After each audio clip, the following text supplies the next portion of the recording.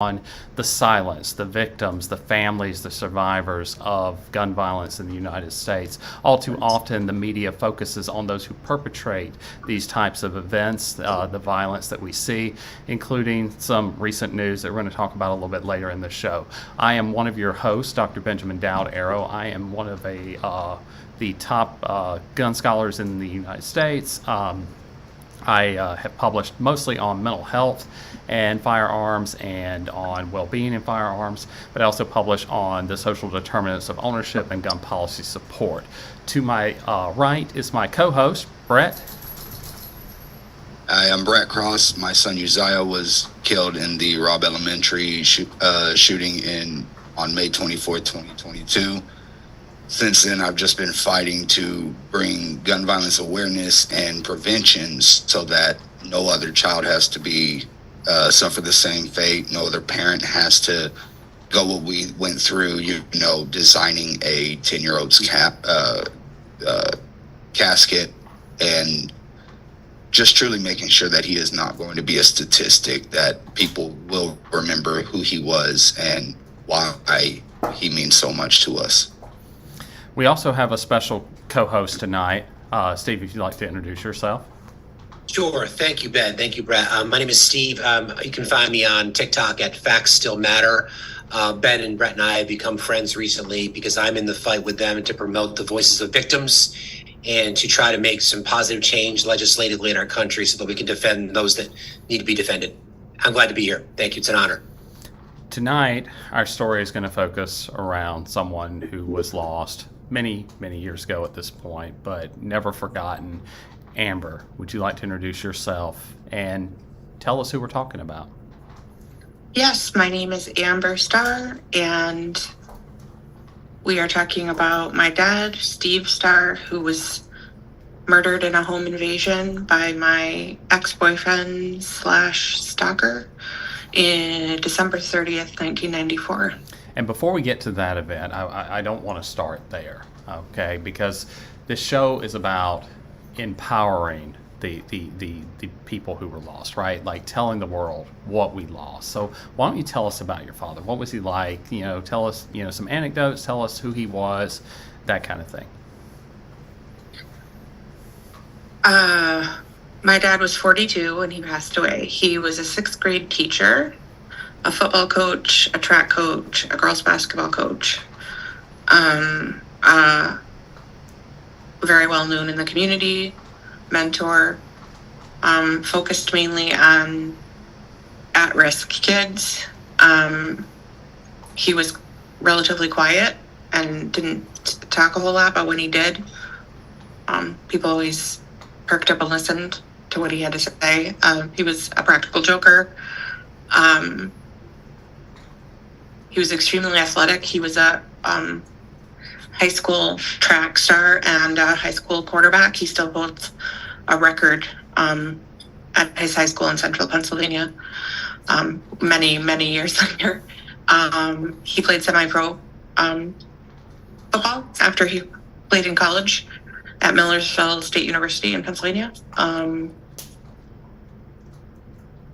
He had a very poor upbringing. He's the first person in his family to graduate from high school, let alone go to college and then get a master's degree. He was a very gentle, easygoing person, and he tended to bring a presence of ease and calm when he came into a room or situation. For some reason, everybody said that about him. He was very compassionate and caring. He had friends from every possible walk of life. He did a lot of things behind the scenes for people that I didn't find out about until after he was gone, because he didn't advertise them or tell us. I still get messages to this day, on Facebook Messenger, from people who were his students in 6th grade or his players on his football team or friends in the community, with finally saying I've been holding this in all these years. I didn't want to bother you. I didn't want to contact you, but I just have to tell you this thing that your dad did for me. And it still amazes me, how many of these messages I've gotten, I got one a couple years ago from one of his former players, football players, who said that he had made the varsity team and all the other kids had purchased their varsity jackets and he couldn't afford one. So my dad called him into the athletic director's office one day and he thought he was in trouble or something. And my dad pulled out this jacket and presented him with a jacket. And I know that's a small thing, but that's the kind of thing that he did every day without telling anybody. He just did it. He actually saved a couple of lives before me. He had a friend he was playing basketball with who had a heart attack on the court, and he did CPR and saved him. He just tended to be a very compassionate, caring, empathetic person. And I think, that the way I am is I was born this way, but at the same time, I had the influence of watching the way my dad walked through this world. And that helped shape the person that I am. And obviously anybody who willingly sacrifices their own life, save their family is an empathetic and caring and loving person. Yeah, and I don't want to go into that part yet. That's No, I know. way too soon Sorry. for that. What else? He had aspirations to be an athletic director. He had gotten his administrative degree 6 months before this happened. He was so proud of that. He worked so hard. He worked 2-3 jobs my whole life. He was going to get this administrative degree 3 hours away from home while teaching full time. We never had a new car my whole life. We always had clunkers because we were kind of paycheck to paycheck. You know how teachers live, right? And he had 3 kids, and my mom didn't start working until I was 10. So we lived very modestly, and but I was the happiest kid on the face of the planet. I couldn't possibly imagine a happier, more peaceful existence. I felt so safe with my parents, so very safe and happy. I was not the kind of kid who snuck out of the house or partied or whatever. I was happy to be with them. I know that sounds strange, but I loved them dearly. They made my home a very happy, safe place I wanted to be, ironically. But that's what you strive my for. dad was. Sorry, go ahead, Brad. Oh, I was just going to say that's what you strive for as a parent. I mean, all of us, we don't care. We know our kids don't care if we have the newest, the best, or whatever. All we care about is that our kids know that we love them and that we will do whatever it is that we can to protect them. And just from hearing about your dad, it seems like he just went above and beyond, not just for y'all, but for everybody in his community, which is something that a lot of communities don't have. Because, in my experience, most people just look out for themselves, So for somebody to go above and beyond like that is truly amazing. I agree. I think it shocked me when I became an adult and went out into the real world and looked around and realized how few people were actually regularly looking out for the people around them. Because my dad was always doing that. That's the example I saw. So that's what I did.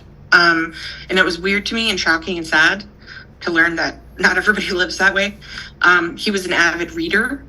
I think he read every single Stephen King book ever written. He was an excellent writer. He wanted to be a singer, but he couldn't sing. So, he said he liked to sing that song.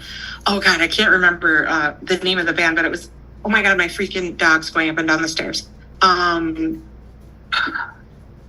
There was this song in the early 90s with this really low voice singing the song, and that was the only song he could sing. So he would sing that one.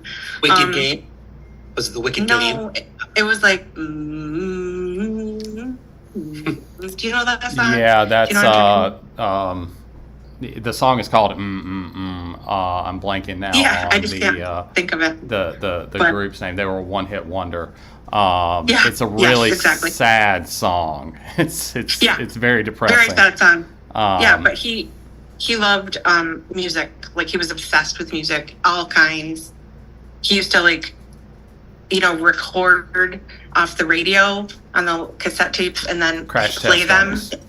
Yes, thank you, Yeah. Crash Test Dummies. Yeah. He used to record off the radio songs that he liked, and and that's one thing that we do still have from him is his cassette tapes with his handwriting on them, with like the bands and songs that he had, and he would play them in his classroom during like free time and stuff. The kids loved him. He used to play this game called Mumball. I don't know if you've ever heard of that he kind of made up.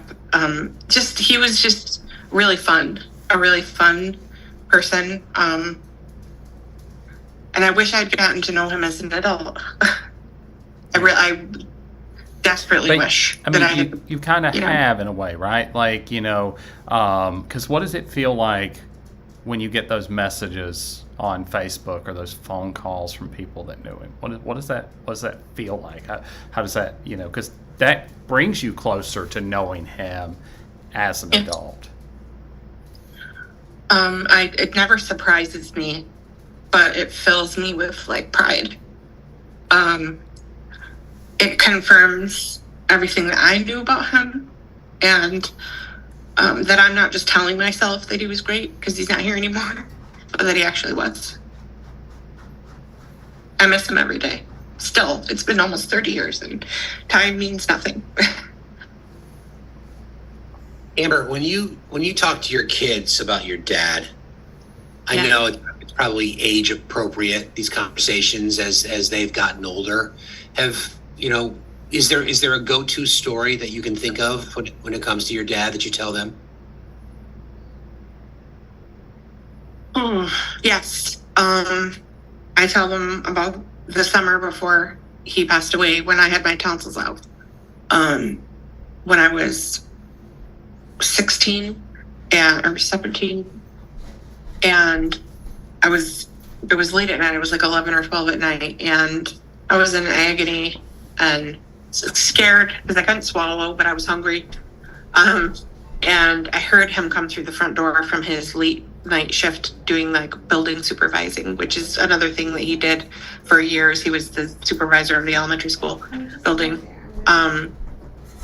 And I called him out, Dad, and he came up to my room, and I just started crying. I'm scared and it hurts so much. And he was like, "Oh, I'm so sorry, kiddo." He called me kiddo, and he laid in the bed, in my little twin bed with me with his like glasses and shoes on and all that, and laid next to me, and I like fell asleep pretty quickly after that. And when I woke up in the morning, he was still there, like with his shoes on and stuff. I tell him that. I tell him about the time that he saved my sister from drowning. Broke his ankle doing it, but he did it. I tell him about how, much he would love watching them play their sports. Like, I have a daughter who's really good at soccer, and how every time I watch her play, I'm like, damn, my dad would really love to watch her play. He would be so proud of her. I tell him how important education was to my dad. And that's why it's important to me. I tell them about Christmas, family gatherings and the funny things that he did and said. I tell them about the things that people send me messages and tell me about him, what they say about him, what kind of teacher he was, stuff like that. So they know him. That's Yeah. point. Yeah, they definitely know who he is. Definitely. I talk about him. I would say it comes up somehow, one way or another, at least like 2 or 3 times a week. Like, oh, hey, by the way, my dad went to that college that we're just about to pass, and tell him about how he got in and how he had a scholarship for football, and or, oh, that was my dad's favorite pie that you're eating right now, stuff like that. He loves peanut butter. I think it's truly amazing that, most people go through this world and don't save anybody. And so far, we've heard of 3 people that he has saved. And that is it's truly mind blowing. I can't stop thinking about how mind blowing that is, that not once, not twice, but 3 times that we know of. Well, there's another one too. There's another one too. When my twin sister was 2, she went inside of a closet and swallowed a nickel. and she was choking on the nickel, and she was not breathing, and her lips were turning blue. And my mom was home alone with us, and my dad came through the door, and she was screaming, "Steve, Steve!" And he grabbed her by the ankles, turned her upside down, popped, and out it came, calm as can be. So yeah, he just seemed to always like arrive. And there was another incident where my younger sister, when she was 10, inhaled chlorine. She was reaching down to get a chlorine tablet out of the bucket, and she opened it and inhaled at the same time, and she couldn't breathe. Her lungs were filled with chlorine. And again, my mom was panicking, didn't know what to do, and my dad pulled in the driveway and flew to the hospital. She was in the hospital for probably 2 weeks and lost some of her lung capacity. But just weird how we always seem to like be there and be the one to like stop that person from getting hurt worse or whatever. Sounds like it he was should have been a medical professional at this point. Well, He it's funny you was. say that. Yeah, it's funny you say that because he originally went to college to be a psychologist. He was a psychology major and wanted to go to medical school and be a psychologist. And when he had to do like some kind of class or internship where they actually were like observed patients or something like that, he could not. His empathy was. He couldn't handle it. It was too sad for him. He just was like, I don't think I can do this every day. So he went into teaching, which, to be honest, drains your empathy every day as well. But he never tired out. Like he had more and more and more to give to other people. He barely slept. He worked all the time. But if anybody ever called him for anything, boom, like I'm there. That's just the way he was. Yeah. Now I don't want to name him because I don't do that. But like, how old were you when you started seeing your stalker, the man who would end up being the murderer? Yeah. So the day I turned 16, I had aspirations of going on the Spanish club trip to Mexico that year. And my parents told me, okay, if you raise half the money for this trip, we'll pay for the other half. And so I couldn't wait till the day I turned 16 so that I could go get a job. So the day I turned 16, I went to Ponderosa, which was 3/4 of a mile down the road. And I applied for a job and I got the job and I started working there. And that's where I met him. He was working in the kitchen and I was a waitress. How much older He than was 3 years older than me. So he would have been you? 19. maybe 2.5 years or so. So like I was 16 and he was like 18 and a half, 19, something like that. I didn't really know who he was, but he knew me. He was watching me. It was mostly college kids working there, and he was in pre-law. He was in a really good private university in Syracuse, New York. And there was an opportunity for us to go to this group trip to Six Flags Darien Lake in New York. I don't know if it's out near Buffalo. And so I was like, oh, that's so fun. And I wanted to go, and he was going too. And we ended up sharing a ride together. So we sat next to each other in a backseat for whatever, like 2 hours. I can't remember how far away, 2.5 hours together on the way there and on the way back. And during that time, this is where the whole, I'm a doormat thing comes in. Ben, I could tell that he was interested in me, and he kept asking me if I would be willing to go on a date alone with him. He liked me, and I kept not answering because I wasn't interested. But then he started telling me personal stories about his past and his life, about how he had a girlfriend who committed suicide on her 16th birthday when he was in high school, which is true. That did happen. And my heart broke for him. I had never known anyone before who had lost someone to suicide. And about how his dad died when he was 5. Obviously, I didn't have that experience. My heart was breaking for this guy. I was just like, wow. And he seemed like a really kind of broken, like very very highly intelligent, but kind of lost and broken person. And I thought, you know, maybe I could give this guy a chance and like bring some joy and happiness from my life that I have to his life that he doesn't seem to have. Because even though that's a good thing to do, and like I watched my dad do that for people.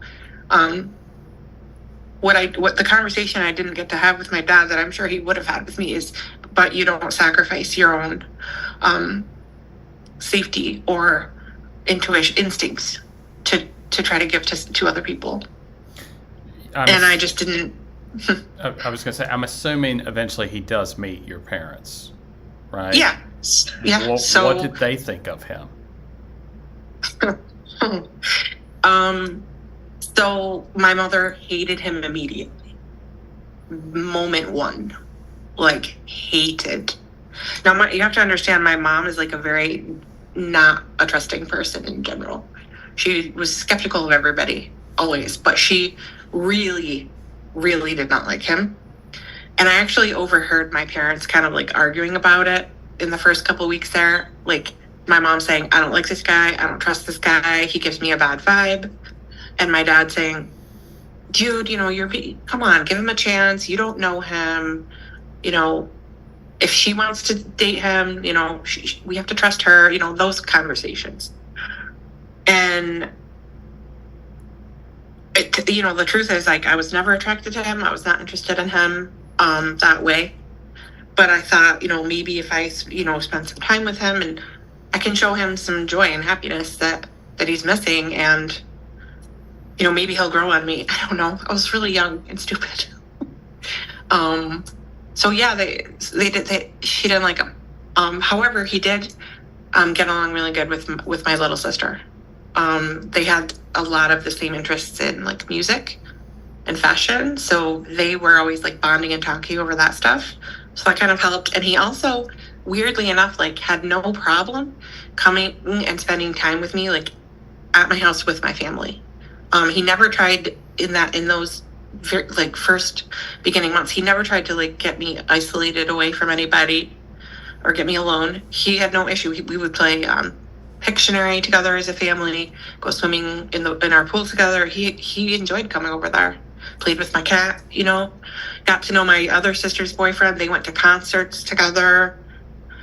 So, you know, eventually I started going with him to his college dorm and hanging out with him alone. But I also met his mother and brother, and they were very quiet, but they were nice. He was very polite. He took me to like fancy places I'd never been before. Like, the best place I'd ever been was probably like, I don't know, something like Applebee's, you know? I thought that was like super high end, right? He took me to like this fancy steakhouse, and he had a really nice fancy car. And I was like, you know, I didn't care about that stuff, but I was like, well, he must be like doing something right to have these kinds of, you know, successes already at this age. And maybe he just needs some like emotional support. Yeah, Steve. Yeah. I'll turn it to you to ask a couple of questions here. Yeah, I mean, I think that's always the superpower of the empath, right? Amber, we've talked about this before. You know, people who are empathetic by nature, you give knowing full well that you're not going to get back what you give, right? Yeah. So I mean, I want to piggyback on what Ben had asked about. You talked about your mom, but what about your dad? What was your dad's first impression?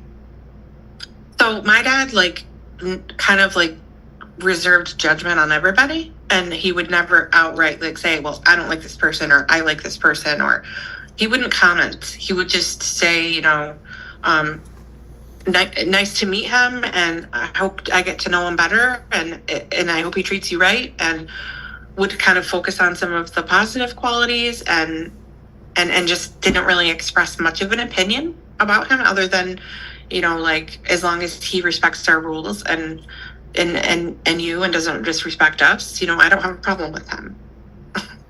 Was he the first boy that you ever brought home? Oh, no, I was boy crazy from the time I was like 12. So no. No. Any different? Was it any different with him than it was with any other boy? I mean, as far as your dad goes, was he always the same with every boy that you brought home? So the difference between this guy and the other guys that I had dated previously is my dad knew all those other guys because they went to my school and he was a teacher and coach there. So the other guys that I had dated were on his football team, and they were scared shitless of him. So like he would always like have like a meeting at the beginning of because my dad had 3 blonde cheerleader daughters. Okay. I didn't look like this then. I was young and thin and attractive. And he would gather the team together and be like, okay, listen, I have 3 daughters that I'm very proud of. And if you touch any of them, I will kill you, basically. Like, girl dad. Yeah, like basically, if you like do anything wrong to my daughters or hurt them in any way, you're done. So they were scared to approach us, for the most part. And any boyfriend that I did have was kind of somebody that I just like became friends with first, and then became like a mutual pursuit. So he knew them and liked them and trusted them on a level that he did not know this other guy. Thank you. So, how long were you dating him? 1 year. And what started happening that made you want to get out of that relationship? Okay. So, it's really weird to try to look back on the way I thought and felt at 16, 17 as a 47-year-old woman. Like, it's very hard because some of it I honestly can't remember. Like, some of this stuff, trauma has muddied for me. And some of it was stuff that I couldn't even explain to myself at the time. And I still have difficulty explaining to myself, let alone anyone else. But I actually never wanted to like be in that relationship. But something really like weird happened at the beginning, within the first couple weeks when he took me home to meet his mom.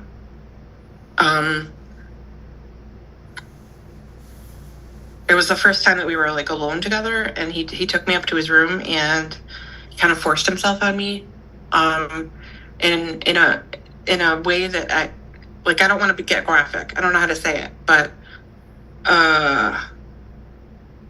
penetration, but not the place you would think. Let's put it that way for a teenager, right? And I was totally shocked, and I did not scream or physically fight back.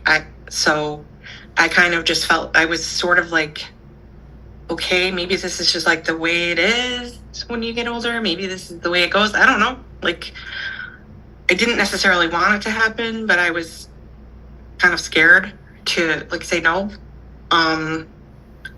Because again, like I didn't want to like hurt his feelings or make a scene like with his mom in the house, or I don't know. And that,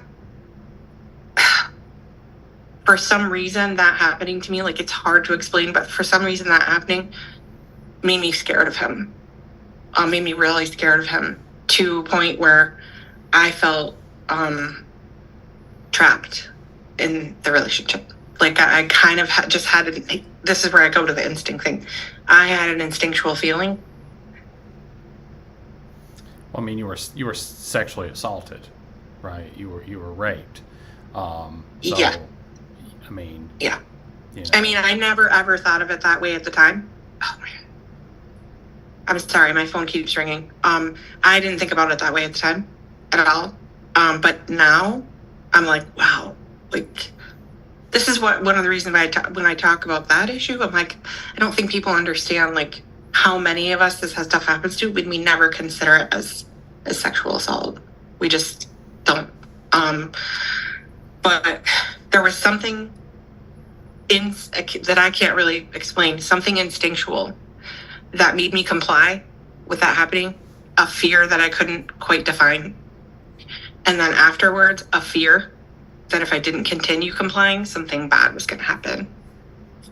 I don't know how I knew that, but that was, my body was like screaming at me. I had like stomach aches and that tight feeling in my chest and shaking and just a a quiet knowing that I was not safe.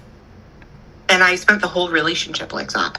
Sounds ridiculous and terrible, but I swear to God, that's what happened.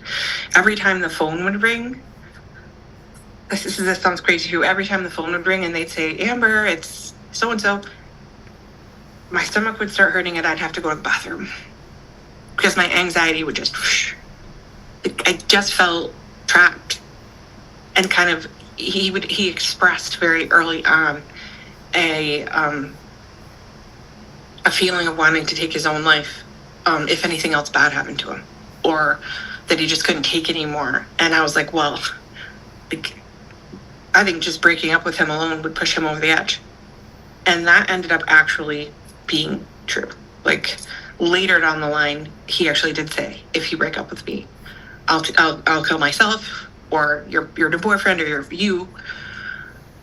So somehow I had a knowing very early on that I better kind of fall in line. But then I started thinking over the months, like, okay, well, now what? Like, now I'm stuck in this forever. And I used to imagine I used to have almost nightmarish thoughts about being trapped in a marriage with this person, because I couldn't imagine how I was going to get out of it without feeling responsible for him taking himself out or someone else. I know it sounds nuts to me now that I'm saying it does, but this is what happened. Like, I was afraid that I was going to be trapped with him forever because I didn't know how to get out of it without somebody getting hurt. And then over time, he got more moody, more depressed, more hopeless, more controlling.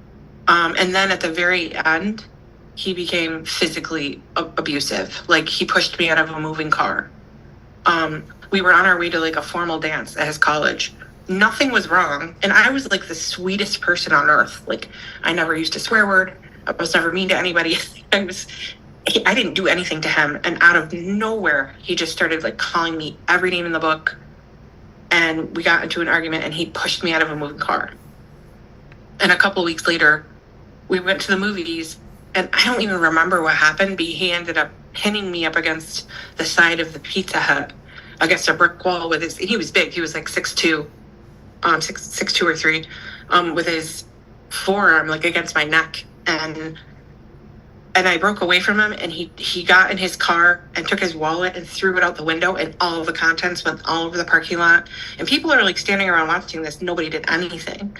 And I went over to the payphone and called his mom because I didn't know what to do. I was like, can you please help me? He's out of control. He just took off and left me here. I don't know what to do. She didn't know what to do. She was afraid of him. The only things that she ever said was, well, he's 18. I can't tell him what to do. I can't control him. I'm sorry. After that incident, I was finally like, okay, I can't stay in this relationship anymore. Now it's to the point where he's literally like harming me physically. And the purpose that I had for getting into this relationship is clearly not working. Like, I'm not bringing him like a sense of hope and joy and peace in his life because he's more depressed and kind of irrational than ever. Let me interrupt you and ask you real quick. As the abuse becomes more and more omnipresent, as it goes from emotional to physical abuse, did you ever talk to your dad about that? No. Did he have any idea what was going on? No. I guess this is like a common, so I was embarrassed. I was really embarrassed, and I think more than anything, I would have had to explain why the heck I didn't say anything sooner when I was feeling unsafe. And I couldn't explain that very well. I was really ashamed that it was happening to me. And I thought maybe I did something like to make him do those things. So I was just kind of like embarrassed, and I was afraid of what my dad would do. And for our listeners, I just want to make clear, like, there's nothing to be embarrassed or ashamed about. Being a victim is not shameful, right? Like, and Amber, you are a victim in this story. And I know sometimes you blame yourself, and we can talk about that in the second half of the show. But like, I want to make that clear for anyone listening, that if someone is abusing you, it is not your fault. I agree with that, and I say that to everybody else. And I believe it wholeheartedly when I say it. But I do have a hard time looking at this situation and listening to myself talk about it and not going, well, why the hell did you do that? Why the hell didn't you? You know what I mean? Like, it's very hard. Did But- anyone know, Amber? I mean, Ben asked you about your dad. You didn't tell anybody? No. No friend? No, your sisters? And I was literally like twin flames with my twin sister. What did But your no. twin sister think of him? She was kind of indifferent about him.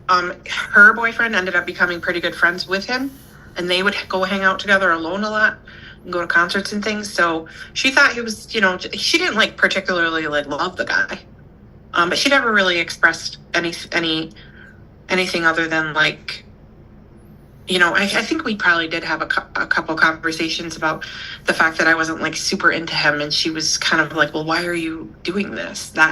Those type of conversations. But yeah, I don't know. So I don't know. move forward where you do finally end the relationship. Okay. Yeah, that was really hard. Yeah. It took me probably a week of like not sleeping, not eating, fear of holy shit, what am I about to do here? But you got through it. What? Before I finally was just like, he's getting worse. I'm not helping. I can't help him.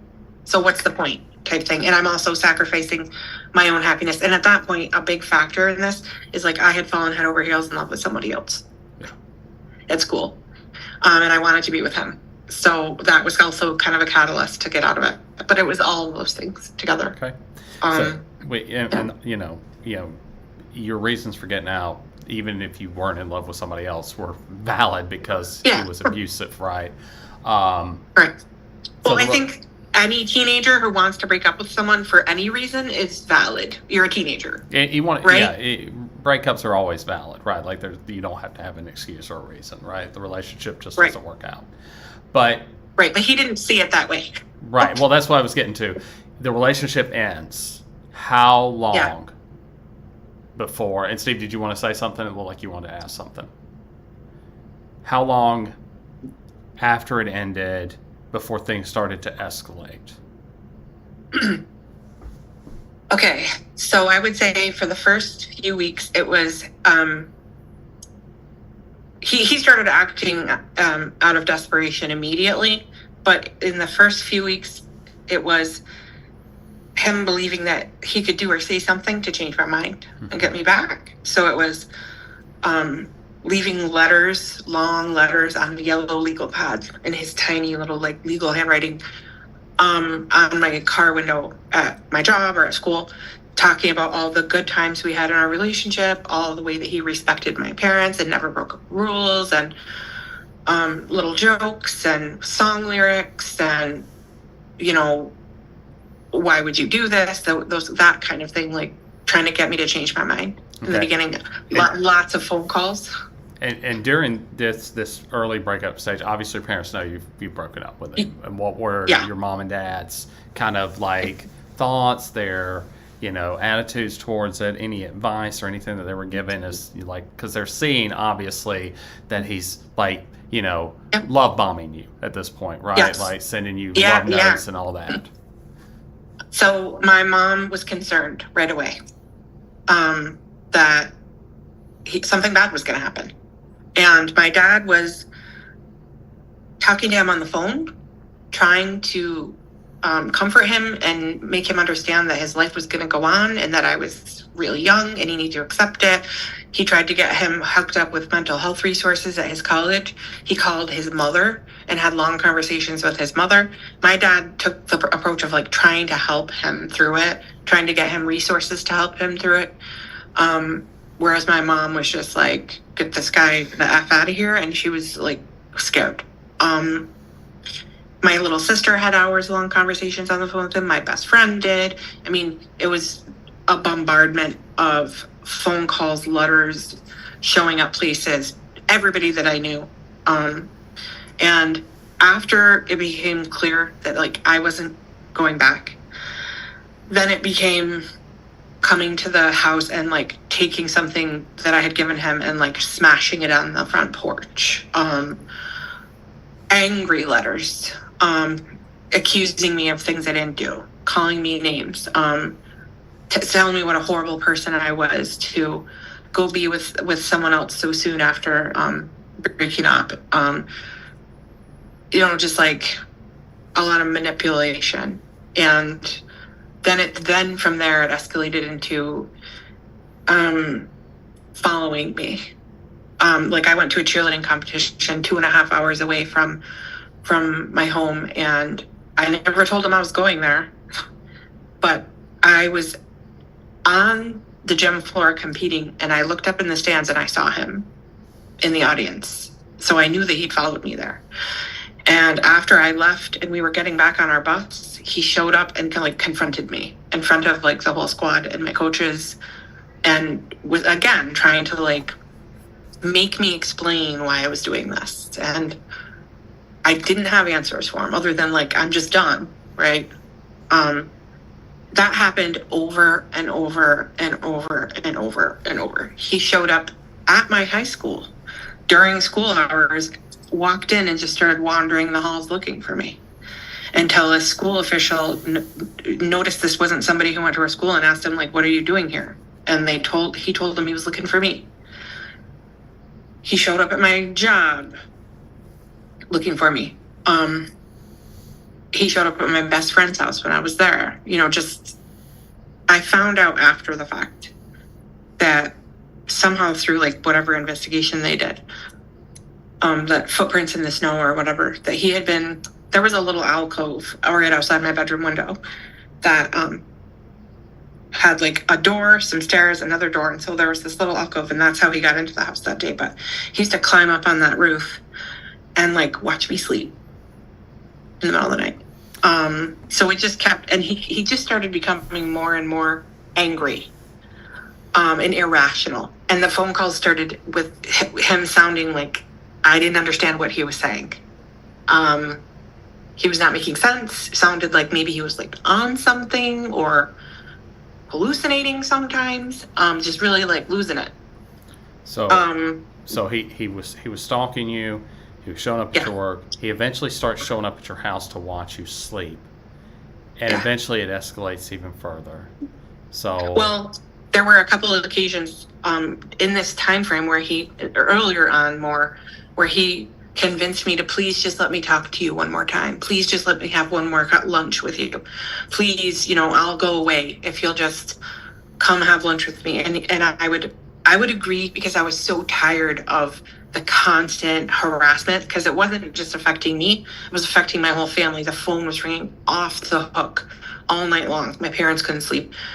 So I would agree to go with him, to go have lunch with him, and he'd leave me alone for like 24 hours after that. So I would do that. I did that a couple times just to get some peace for my family. But unfortunately, during 4 of those occasions, he sexually assaulted me. And again, I complied-ish because I was afraid of what he would do if I fought back. Eventually in December, he shows up at your house. So as we're nearing the 10 o'clock, why don't you tell that story? Yeah. So we had finally gone to the police like a week or 2 before that and given police reports about the constant stalking and harassment. There were no stalking laws in New York State at that time. They got him for second-degree aggravated harassment for the phone calls. He was bailed out within a couple hours, and I asked for an order of protection. He went to the hearing with the judge. The judge felt sorry for him, said she didn't want to like impede on his life and didn't think that he was dangerous, and denied the order of protection. 2 days later, he broke into the house. When I thought perhaps he might be in jail, because the police had told us when he got bailed out for that they would be watching him, because he had been just like following me everywhere. They said that what their exact quote was, we're gonna watch him until he does something, and then we'll get him. So after he got bailed out, and then continued the behavior, which was a violation of his bail, I thought, since I didn't hear from him for like 2 or 3 days, that he was in jail. And I spent those 2 or 3 days crying because I felt bad for him. I was worried about the conditions in jail and how he felt and how mad he must be at me, how sad he must be. When in actuality, he was planning whatever he ended up doing. So I don't want you to traumatize yourself unnecessarily, Amber, but I know that our listeners would probably want to hear what happened that day. So as much detail as you are safe giving, I don't want you to say anything that's going to like give you even a bad night's sleep. So it was about 7:30 in the morning, and it was the week of Christmas vacation. So everybody was home except my twin sister. Twin sister was not home because she was spending the night with a friend. And our house was actually under construction. We were having an addition put on, so there had been like lots of like hammers and nails and saws and stuff over the previous week or two. So, and I was wearing headphones, and I was listening to Madonna, and I had the song True Blue by Madonna playing in my ears when very deafeningly loud booms rang out.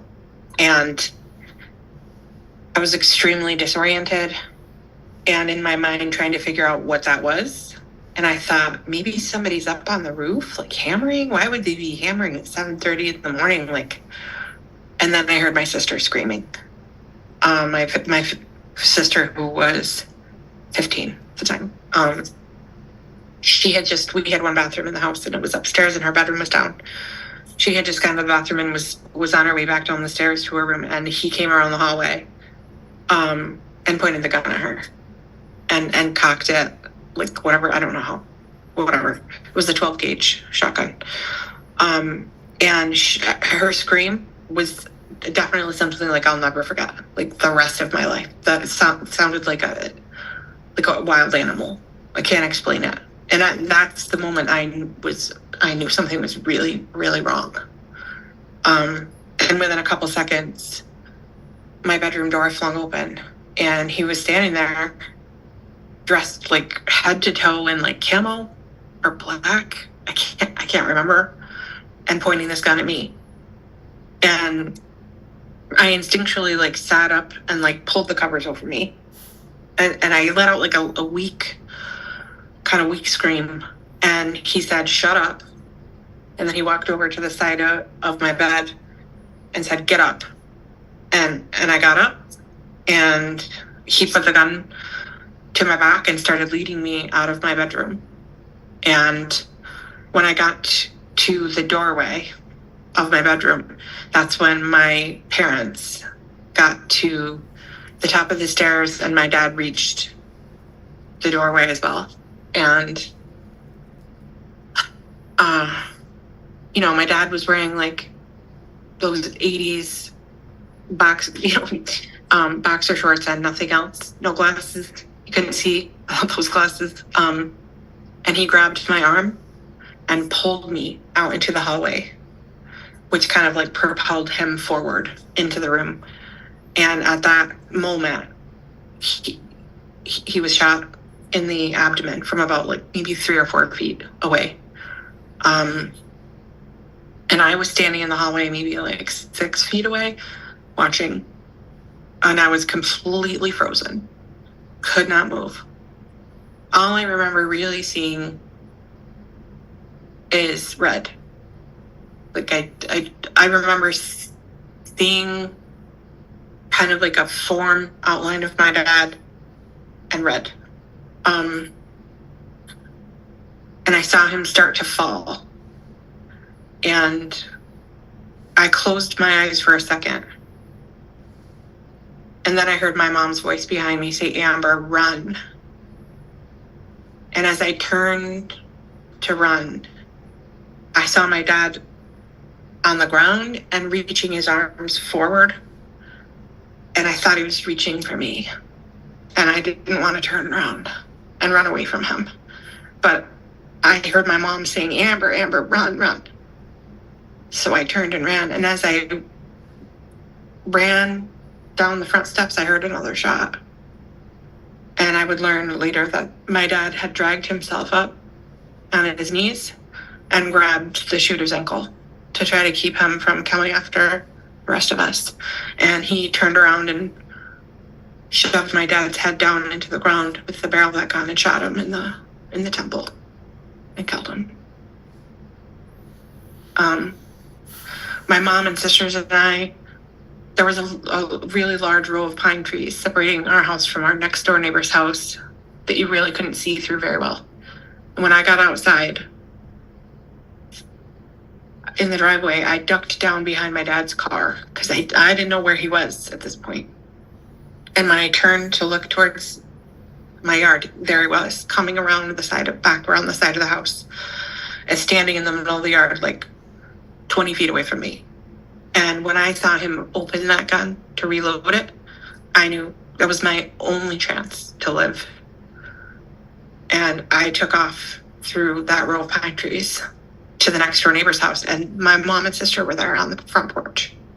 And my mom, like, still to this day has scars on her knuckles from pounding on that door so hard down to the bone.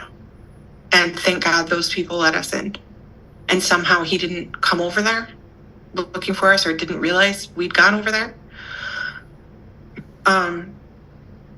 He looked around, like there were neighbors across the street watching this happen that told us later that he was like looking around, and then at one point kind of went like threw his arms up, walked out into the street, took a shot towards the woods because we lived on a cul-de-sac and we were at the end.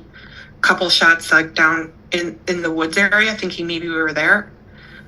Got back in his car, drove halfway down the street, got back out, shot another couple shots in our direction, and then drove away.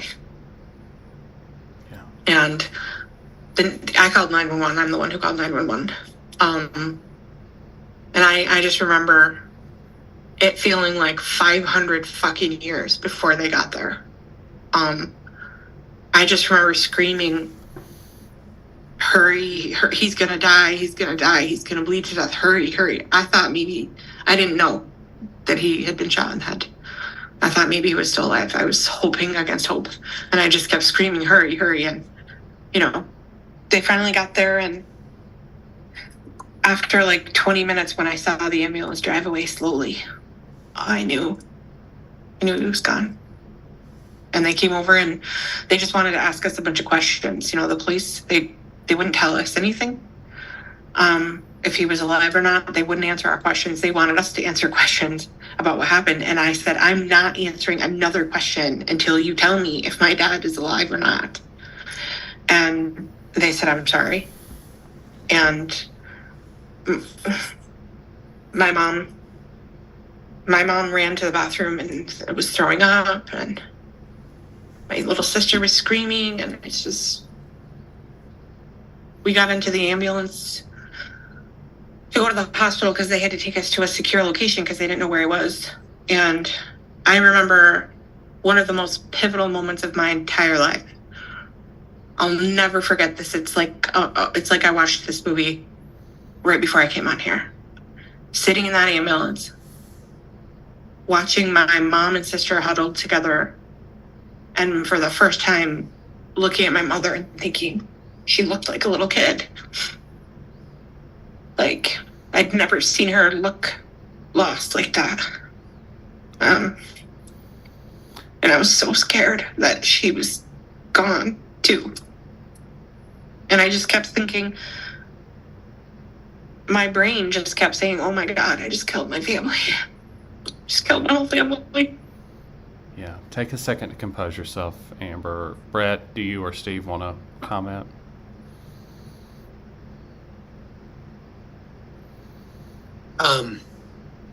Amber, I know of your story, but I wasn't aware of all these details. So thank you for sharing with us, as painful as it was. And I can only imagine, not really a question, more a comment, but and Ben brought this up earlier about how, guilt and all these reasons why victims don't speak up.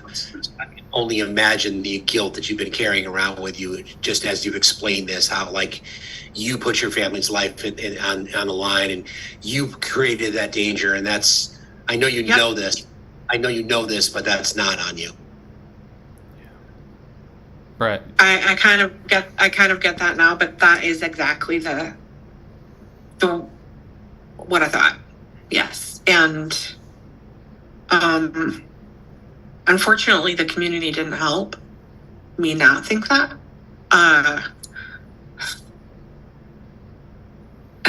We had a crisis counselor meet with us, and I found out that she had also met with his family, and I wanted to know if they were okay. I was really worried about them because he had driven to a cemetery after this and taken his own life a couple of hours later, at the grave of that girlfriend who committed suicide. And I was worried about them, and I wanted to know how they were. So I asked this crisis counselor, like, are they okay?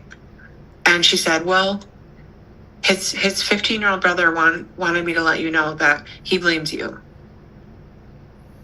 I mean, a child blaming you, right? Like, Yeah, but why would she tell me? yeah, that's, yeah, and the crisis counselor shouldn't have. Brett, do you want to comment That- before we reset?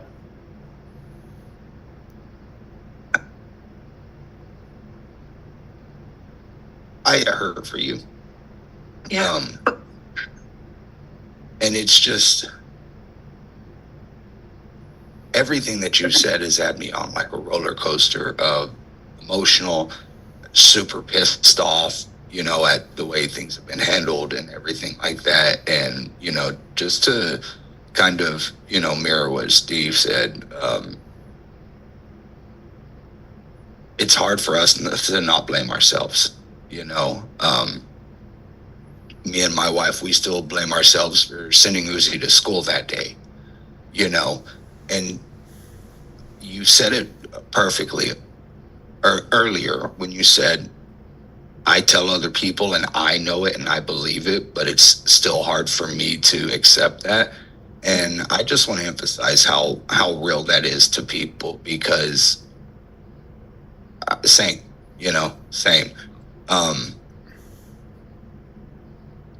But yeah, I'm pissed. Yeah, I didn't get a chance to get into the details of the myriad of failures of that sheriff's department And, on so many levels. and we can talk about that at the, as we move forward. Let's do the reset. It's close enough to 10 o'clock. So, for those of you who are listening, thank you for joining us on Stories from the Cold Dead Hands. We have Amber Starr here talking about how she lost her father, Steve Starr, to a stalker who had become obsessed with her and broke into her home. I'm Dr. Benjamin Dowd Arrow. I am a gun researcher and a public health professor. My co-host... Yeah, I'm Brett Cross. I lost my son Uzziah at the Robb Elementary School shooting. And just first and foremost, I'm just Uzi's dad, and as we say each time on here, this is about remembering and honoring and telling the stories of the victims, because too many times the media focuses on the perpetrators of these horrendous acts, and they don't follow up too well on the people that are the victims. So this is why we do what we do, is to learn about people like Steve. Yep. And tonight we have a special co-host. Facts Still Matter. Steve? Hey, Ben, Brett, thank you. And Amber, I'm humbled to be here. I can never understand, Amber and Brett, what either of you been through. Loss in my family for sure, but I can never understand what you've been through. So I'm humbled to be here, and I'm so grateful that I've gotten to know everybody on this panel, and I'm honored to be able to help tell your stories. And I'm with you, Brett. It's about it's about everyone else. It's about the people that are left, and making sure that we remember those that we've lost and try to make changes as best we can. So again, I'm grateful for being here. Thank you for asking me, Ben. Yeah. And Amber, if you just want to briefly introduce yourself, and we'll move into. I'm Amber Starr. My dad, Steve Starr, was murdered in a home invasion by my stalker in December 1994. So one of the biggest failings, I think, of your case is the lack of protection for intimate partner violence, right? And, you had said that there were no laws against that in New York in 1994, which seems crazy, right? Stalking. Yeah, stalking, yeah. Yeah, for stalking. And, and if you had ever, if anyone had ever known about the abuse, right? Like, even then, we know law enforcement tend not to believe women. Yeah, they didn't take me seriously at all anyway, so. Yeah, and we can get into that. We did finally see in 2020 that Congress eliminated what's called the boyfriend loophole. For our listeners that don't know, in 19 states before that bill went into effect, if you did not live with your partner and you were under a restraining order for domestic violence, stalking, or whatever, you were not required to turn your guns in. And 19 states, including Florida and Texas, had that. That law went into effect. A guy in Texas who had been abusive to his ex multiple times finally got arrested after threatening her life with firearms. It became a federal case. It went all the way to the Supreme Court. And just this past May, the Supreme Court ruled that you had to give up your firearms, right? We were all worried. I think all of us were worried the Supreme Court was going to say that law was going to be unconstitutional, but they upheld it and said that anyone under a domestic violence restraining order, that's fine, Amber. Anyone under a domestic violence restraining order is not required to turn in, or is required to turn in their guns. They had argued that they weren't, that it was violating due process, it was violating their Second Amendment rights because they hadn't actually been convicted of a crime. They were just under suspicion of a crime. But Amber, I really like to hear your viewpoint on this as a victim of intimate partner violence and stalking. Yeah, so first of all, I was really shocked that the Supreme Court did that. I expected them not to, being a majority conservative court. And the interesting thing is, my little sister is the one that's really been fighting for changes in those laws more than me. She's been involved with Moms Demand Action in Everytown for like 20 years. She's a survivor engagement lead in New Jersey. She'll probably run for office someday. And when the Safer Communities Act came out, and with all of its, shortcomings, and we found out that they had closed that boyfriend loophole in that bill, which is the thing my sister's been fighting the hardest for so many years. We were happy about that, and my sister was invited to the White House for that, and I went with her.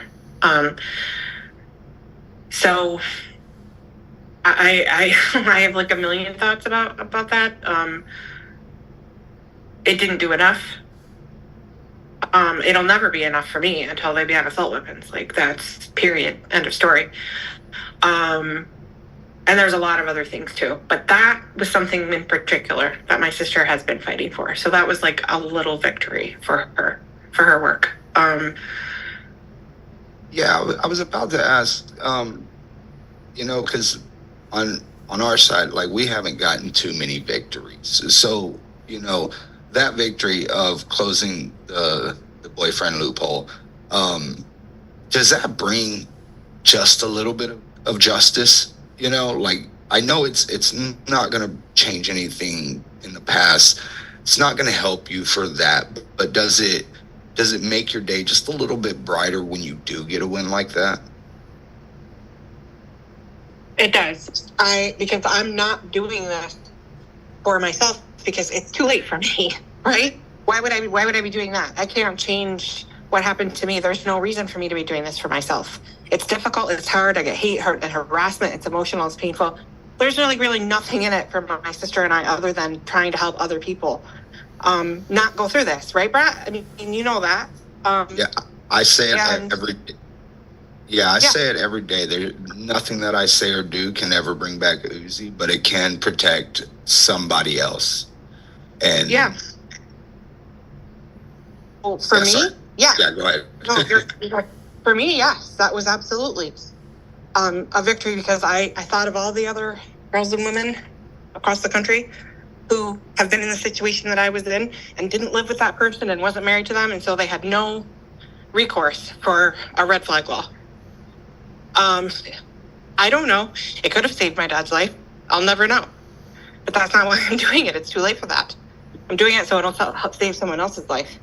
And I'm sure it already has, though. And this Yeah. is something in the fight that a lot of people don't understand either. Is we won't ever know the amount of lives that it saves, but just Right. know that it has.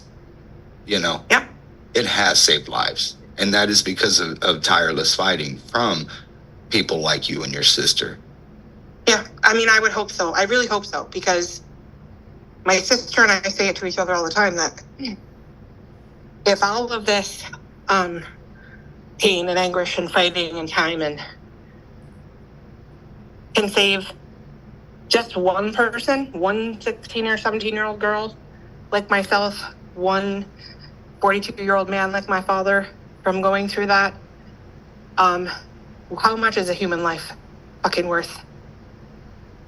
It's worth the rest of my life. It's worth fighting for the rest of my life for one life to not go through that. It's worth the harassment and the trolling and the despicable messages and everything like that. I mean, that's the only way that I can myself kind of like push forward and continue this, you know, is thinking that, you know, like it'll all be worth it someday. Well, it might already be. You know, like I said, we can't ever be 100% sure of somebody who was about to do something and didn't, you know. But I know they've got to be out there. And when I met Kamala Harris at the White House for the signing of that bill, sorry, there's a motorcycle going by. I said I didn't know what I was going to say to her. I didn't know I was going to get to meet her. We were just kind of in like a line, and one of her close friends saw my sister holding a picture of my dad. Over to Kamala said, but it's going to save other people from going through what you went through, Amber. That's why you're here. And, you know, she's right. Amber, And can I go? Go ahead. But I was just going to ask if it's okay. I just wanted to go back because I was a little bit confused about something that you said specifically as it relates to the restraining order. The reason that they gave you that they were not going to put one in place was because they didn't want to ruin his life, or was there any other reason that they gave you other than that? the only thing I ever heard was not directly from the court because I wasn't there, was from the law enforcement agents who were there and said that the judge, a woman, denied the restraining order because she had sympathy for him and didn't believe that he was dangerous and just going through a hard time, and she didn't want to put a mark on his record because he was a high achieving college student, and she felt bad for him. And she mentioned in that she had lost her own son to suicide the previous year, and she just felt bad for him. And I fully sympathize with her loss, of course. But my reaction when I heard that was, you know, she sympathizes with him and feels sorry for him. Well, what about me? Yeah, how often though do we hear that as, you know, a reaction, right? Think about Brock Turner, right? Exactly. Yeah. Yeah. You know, like how he had this great career ahead of him. So even though he sexually assaulted somebody, we're not going to punish him. And how often do we hear judges taking sympathy on white men because of their potential? That's exactly basically what she said.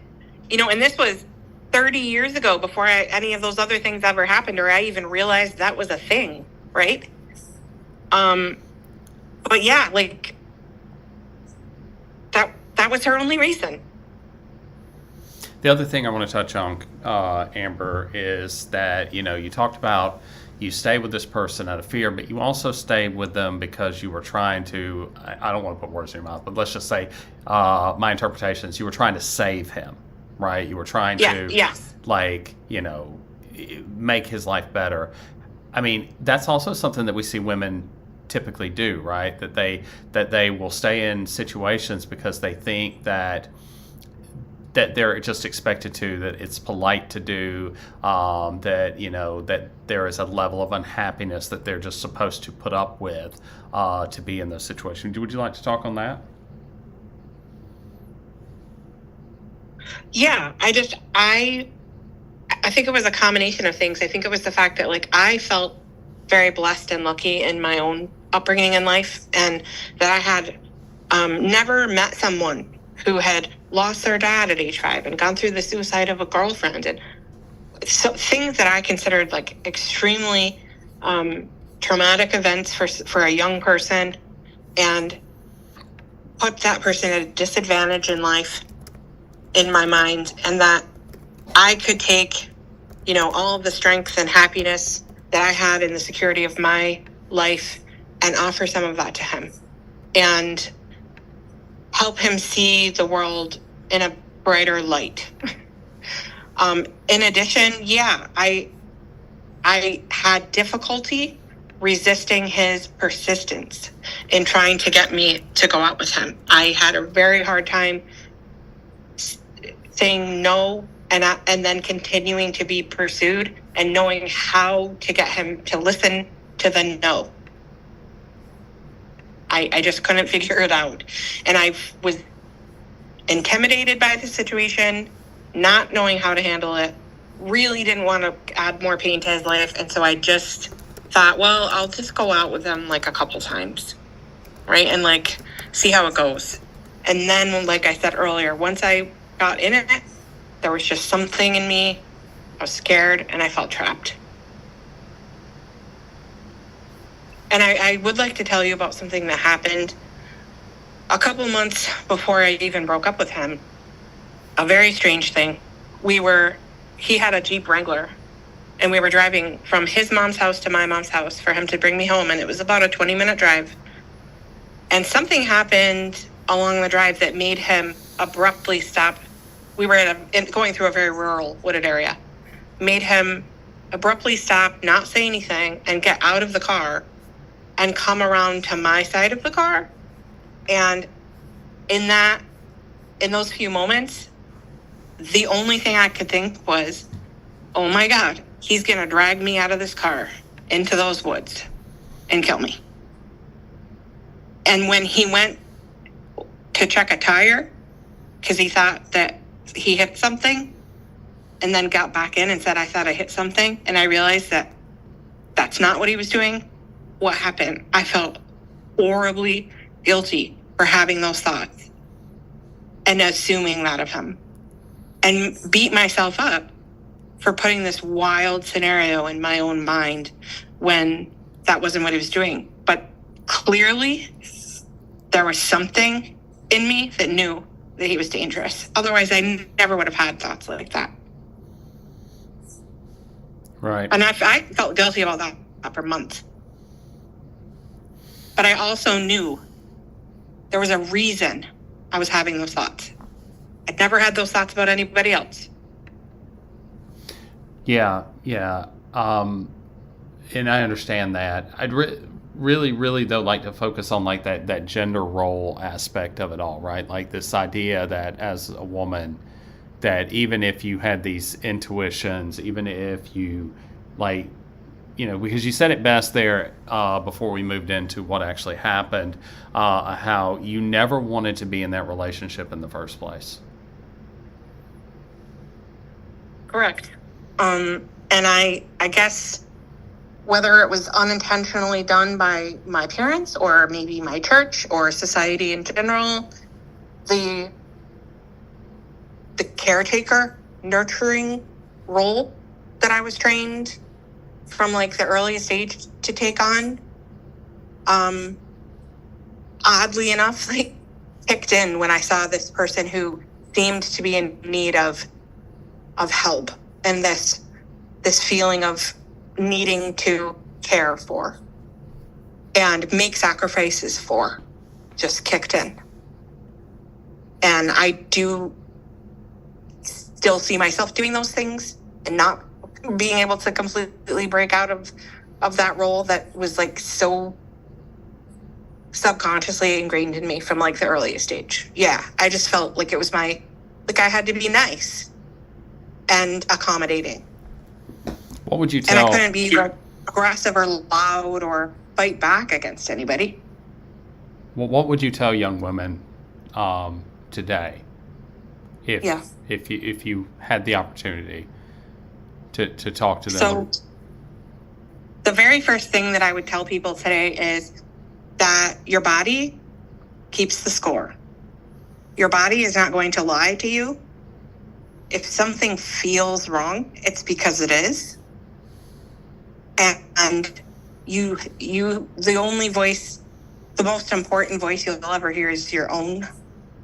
And if something is telling you that something is not right and something is not safe, you have to listen to that voice because it's trying to protect you from danger. That's the very first thing I've told my children all their lives, that your body and your voice inside is not going to lie to you. You have to listen to that voice to keep yourself safe. And number two, that being a kind person doesn't always mean being nice. Because sometimes telling someone the truth is the kindest thing to do for them and yourself. And that you don't have to sacrifice your own health, safety, happiness, or desires to put someone else's above your own, because it's not going to help either one of you in the end. And all you're doing is harming yourself. And being a good person doesn't mean putting yourself in dangerous situations to try to help somebody else. Yeah. All right, let's get Steve and Brett into the conversation a little bit. Steve, you also reported on the domestic violence court case. What were your thoughts going into waiting for that decision to come down and then hearing what the SCOTUS actually said? I was convinced that SCOTUS would not rule favorably. I mean, I think maybe we've been conditioned to think that, but I was just convinced that they weren't. So I was pleasantly surprised, obviously, in fact, overwhelmed. And the question I kept asking myself is like, what took so damn long? And I think that just shows the partisan divide in our country.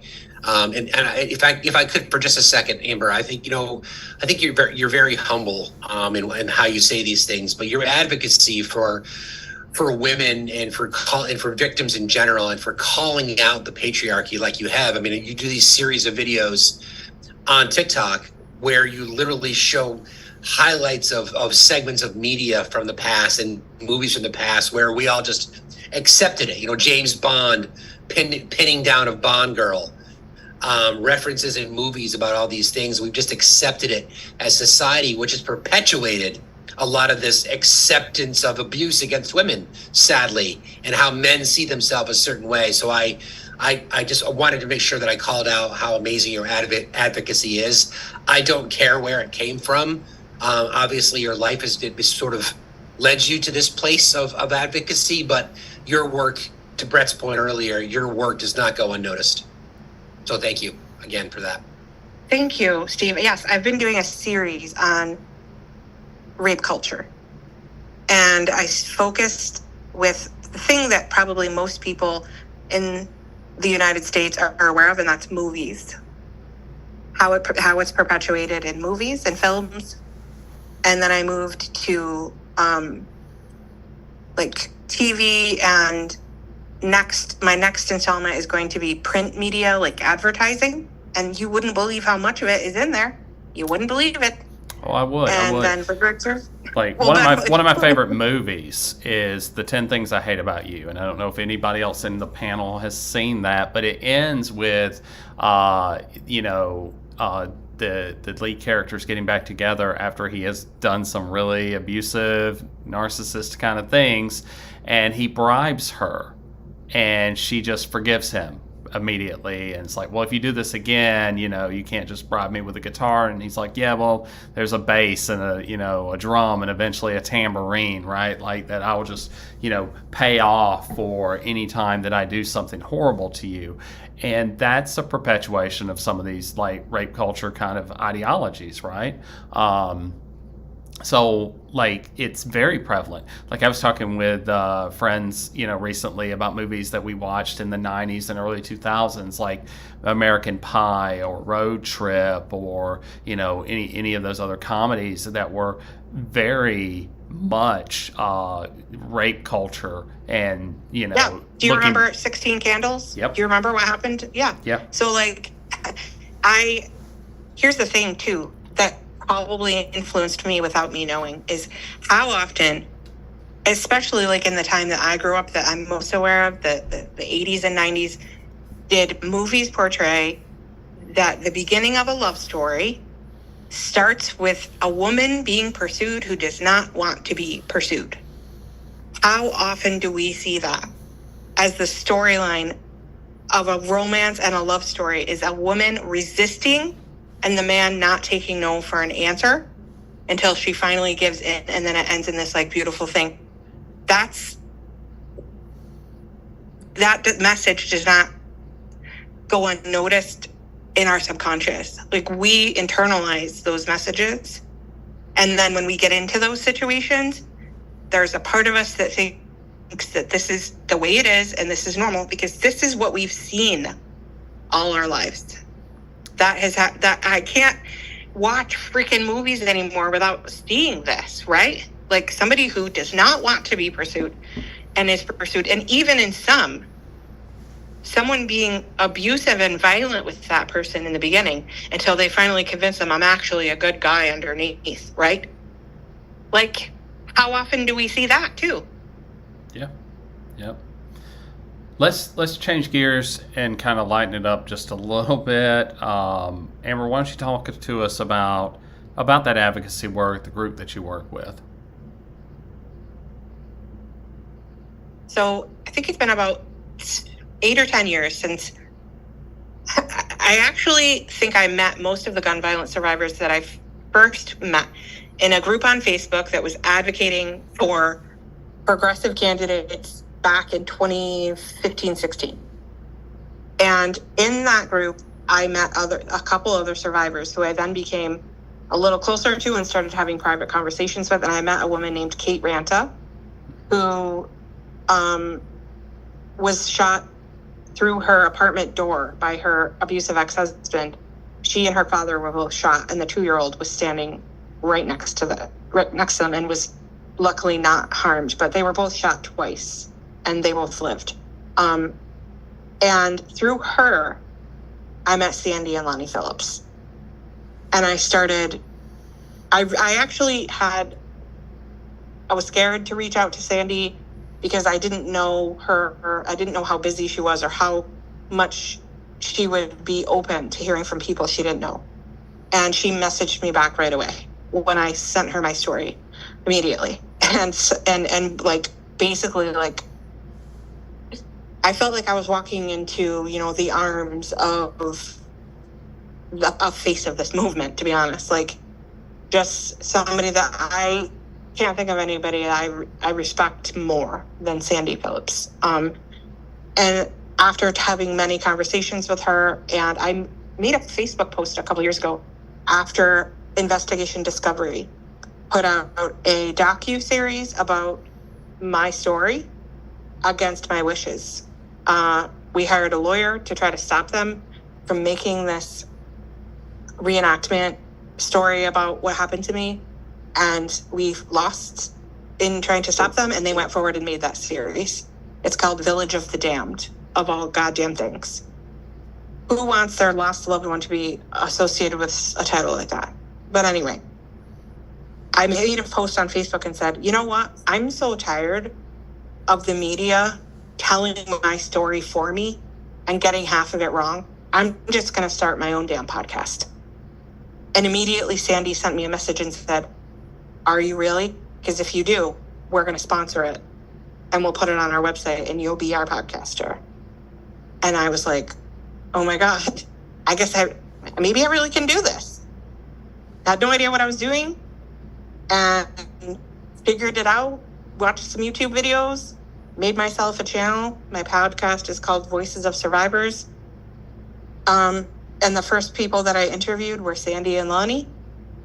And then I interviewed Tom Mauser, who lost his son Daniel at Columbine.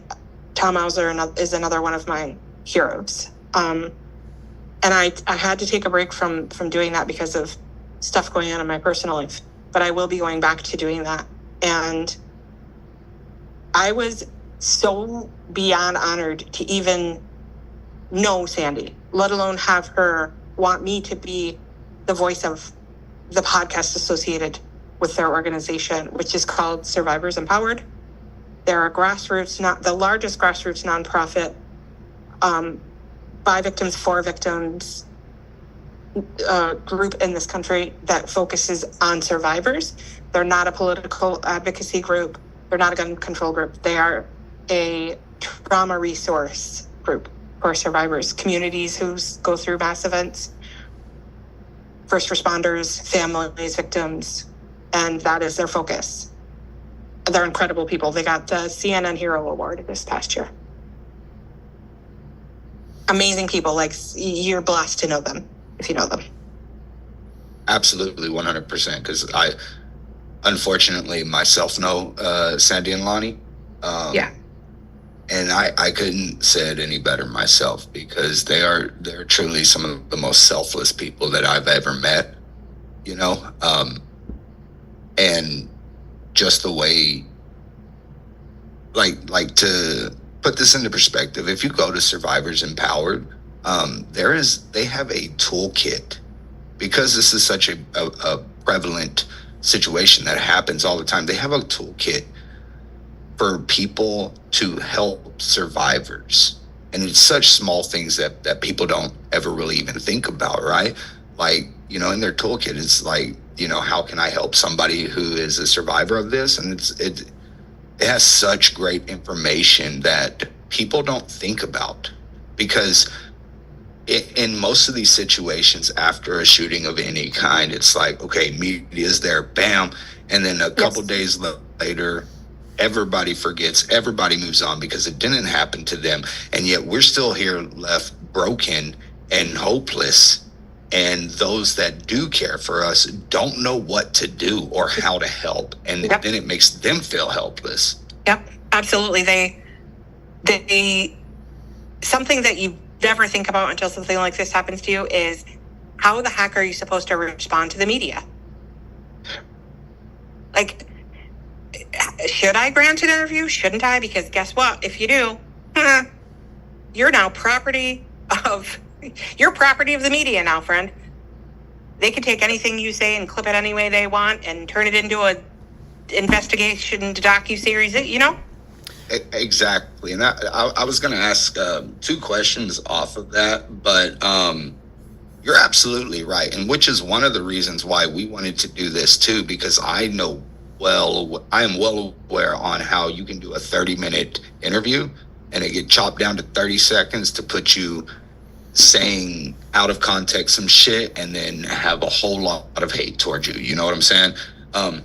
Happens all the time. Well, I can also interject on that too, right? Like, as someone in my position who is constantly, like, I didn't get any phone calls about the event I want to talk about in a couple of minutes, but anytime there's a mass shooting or something, I typically get media requests calling me to, you know, talk about it. And I have to be very careful in how I say things so that they don't take a 30-second soundbite out of context and use it to say something I'm not, especially when I'm dealing with international media, because I quite often talk with CGTN, which is the Chinese news network, or Sputnik, which is the Russian news network. So especially with countries that are quote unquote enemies of America, I had to be really careful so that, because they'll try and push me to say something like to criticize the American government or something. And so, yeah, I understand that completely. And once you are in the public eye, like, there's a lot of horrible things that happen to people that don't make the newspaper, right? But once you have something that splashed across the front page, and it was in my case, it did make national news. But more than that, it was on the front page of like the closest city for weeks. And after that point, you don't own your own drama anymore. You don't own your own story anymore. Everybody else thinks they have something to say about what happened to you. Everybody else thinks they own a piece of what happened to you. The media thinks that they own your story. Like, you can't even get your own voice out there. They don't care what you have to say anymore. They want to spin it their own way. You lose your voice in this process. We lose our voices because they're taken from us and painted whatever the way they want to paint them. And that is an added feeling of helplessness and hopelessness to people who've already been through hell. Yeah, no. And the true crime industry does not help either. Yeah, no. Don't get me started on true crime. Yeah, they don't. Technically, when I upload this as a podcast, it is labeled as true crime, just so you know. But we don't focus on the criminals in this. Yeah, but this is different. You know what I mean. I do. I do. I see those TikToks and things and the podcasts. I'm talking about people who are telling your story and what happened to you, and they've never talked to you. Yeah. Or anyone else that lives in that community. And the worst thing is when they fuck it up too. Like when they say shit that didn't happen or change up details to make it even more fantastic, Exactly. Because I get it. Go ahead. That's exactly what happened with the Investigation Discovery series, why we didn't want them to do it. They got so many things wrong in that, so many inaccuracies, and it may not seem like a big deal to somebody watching it from the outside that they got this detail wrong or that detail wrong. But this is my dad. This is my life. This is what happened to me. It matters a great deal to me how many things they got wrong about my own experience. Well, like I didn't get a say in. I love the based on a true story, right? Like my favorite example of all time of the based on a true story that is just absolutely ridiculous with what they did with it is Cocaine Bear. How many of you have y'all seen that? The Cocaine Bear movie? Yes. Okay. Yes. That movie is based on a true story. The only true thing that happened is a bear found cocaine. That's it. The bear got into cocaine. It killed the bear. But in this movie, this bear gets on the cocaine, becomes addicted, goes on a drug-fueled murder spree in Georgia, right? For me, anytime I see anything, docuseries, movie, whatever, that's based on a true story, I am immediately like, okay, what is real and what is not? Right. You mean Sharknado wasn't real, man? Yeah, I mean, that's what I'm waiting for next with the sequel of the Cocaine Bear. Yeah, right. Right. Technically, though, they're in the state of Florida, this is a segue completely to. Every time a hurricane comes through, tornadoes do pick up alligators and fling them into like neighborhoods blocks away from where they are. So it's kind of like an alligator nado. Wow. I'm not going to Florida anytime soon. Alanado. But yeah. Well, for our last, half hour to kind of get us like talking about current events, we know, all of us in the show know that there was an assassination attempt made on former President Donald Trump's life at his rally by a 20-year-old Republican. I don't want to name him either because, like I said, we don't name shooters on the show. But what each of you, like, we can go down the line and then I'll give my thoughts at the end of it. But like, we'll start with you, Steve, and then go to Brett, and then go to Amber, since that's how you were on my screen. What are your thoughts on this whole thing? I don't want to delve too far into conspiracy theory land, because I know there are way too many people doing that, and that part doesn't really matter. But what are your thoughts on like this idea of gun violence?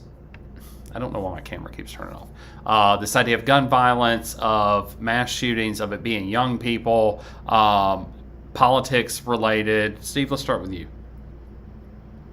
Well, to me, it's another day in America. I think the sadness about this whole thing is, as Brett and Amber know all too well, the attention goes on these mass shooting events, and yet these kinds of things happen every day to all walks of life, to communities of color, I mean, to everyone. Everyone's affected by it in our country. And if a person running for president who's got some of the best security protection in the world, it could happen to them as well, then literally no one is safe anywhere. Innocent lives were lost by a radicalized 20-year-old white man in America, which is a very dangerous group in our country today. And it's certainly not the first, and it's not going to be the last. My fear is it's going to escalate extremely quickly. Yeah. Brett, what are your thoughts? I said it earlier, or, a few days ago, whenever this happened. I'm a little out of it right now. The fact of the matter is that I don't care how much I dislike Trump. I don't care that I think he's a piece of shit. I don't care about none of that. I will stand by this for all time. Nobody deserves to be a victim of gun violence. And that's full stop, Do I think he should be, locked up for his convictions? Absolutely. Let the justice system handle that out. But shooting at somebody just because of all this person did, he missed his intended target and killed a man. And what's even more fucked up is that you look at it, open your Twitter, open your news, open whatever. There's more talk about Trump, who didn't get, whether he got nicked in the ear by the bullet or whether it was glass from the teleprompter, I don't fucking know. But all eyes are on that and not the guy who died. And I know that people are going to say, oh, well, it's because he's running for president. He's a former president and everything. But the fact of the matter is that a man died, and we're not talking about that, And that's just, it's infuriating to me. And like I said, personal thoughts on who Trump is and everything that aside, nobody deserves to be a victim of gun violence. Nobody deserves to be a survivor of gun violence. Yeah. Amber? Yeah. So I have very personal reasons why I can't stand the man. In addition to my political opposition, I am related to one of his victims. So nobody dislikes this guy much more than me. But I was watching it live. I just happened to be watching it. I was like, oh, I heard Trump's about to speak. Let's hear whatever dumb things he's going to say. And with 30 seconds into me watching it, this shooting went down. And I went like this and immediately started crying. Because at that point, it didn't matter who this person was, who those people there were. I was pretty sure that somebody else was probably going to get hurt in that crowd as well, considering the number of shots I heard and the fact that this was an open space and that he was nicked. And I knew right away that he was hit. I knew right away. As soon as I saw him get up and saw his ear, I was like, he was either grazed or something else ricocheted. I don't know, but I was like, surely somebody else in that crowd is hurt. And I started crying because I was like, God damn it. Like, I know what some of these people are about to go through. Especially the family of that man who died.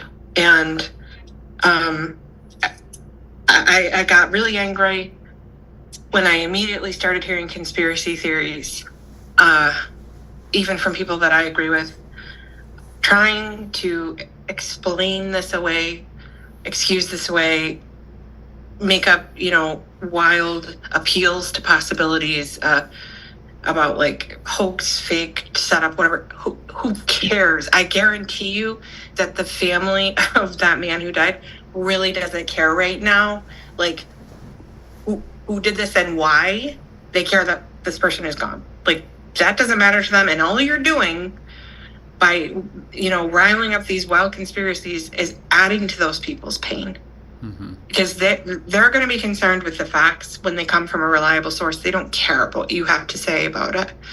And the first thing that came to my mind was Alex Jones and the harm that he did to the Sandy Hook families with his conspiracy theories, calling this a hoax, calling this a setup, calling this fake, calling them paid actors. And I'm hearing these same types of sentiments coming from people who say that that is wrong and we shouldn't do that. Mm-hmm. The harm that was done to those families through these conspiracy theories and how their lives were threatened. And now you're going to put these other people in that same position.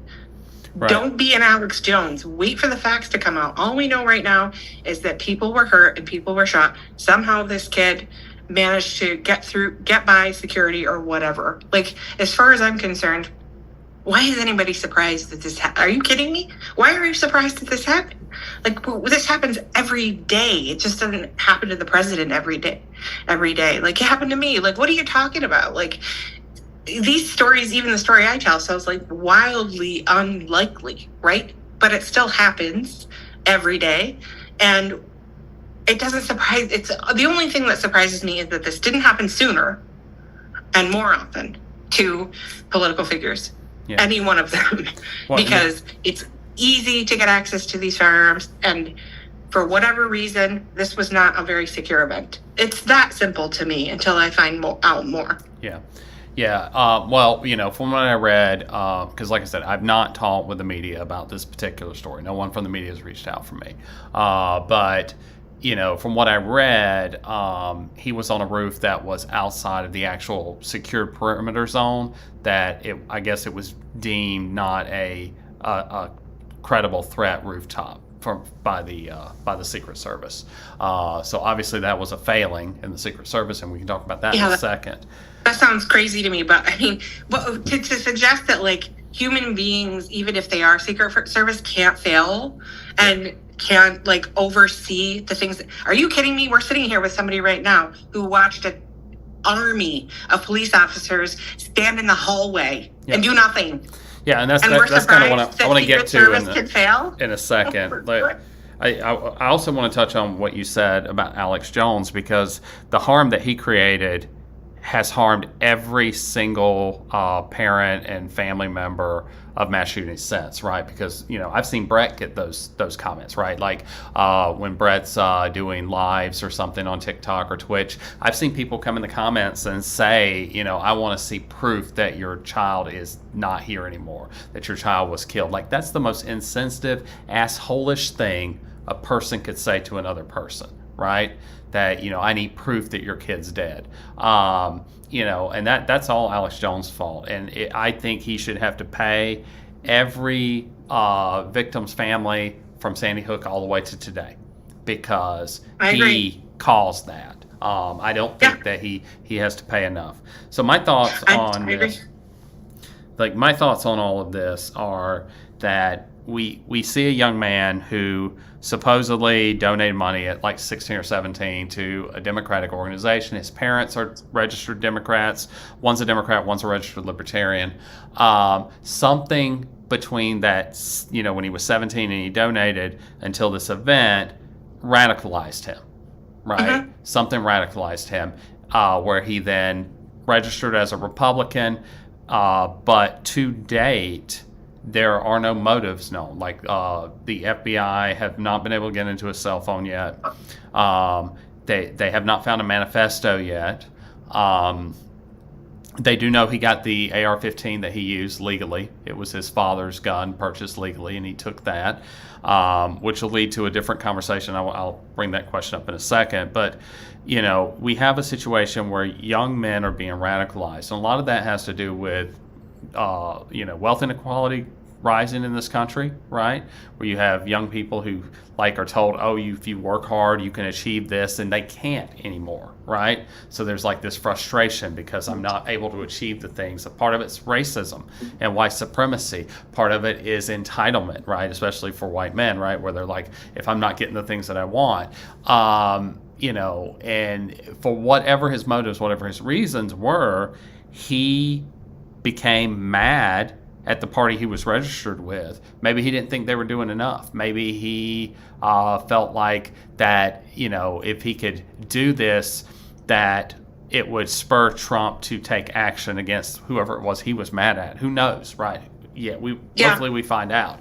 But like you all, I'm really irritated with the conspiracy theories a lot of times because I don't think it helps, because I don't think it matters.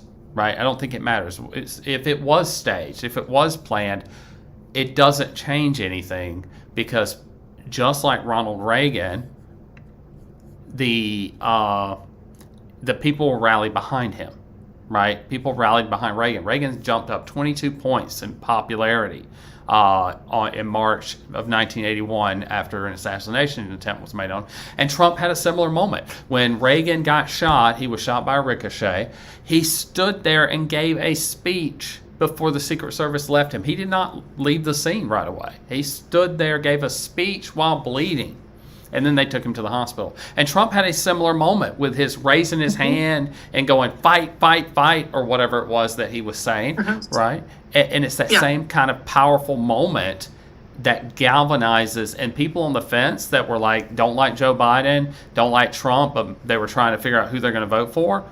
A lot of them are starting to slide that way. And at the end of the day, on the 13th, or when this happened, suddenly Trump is 42%, Biden is 40%.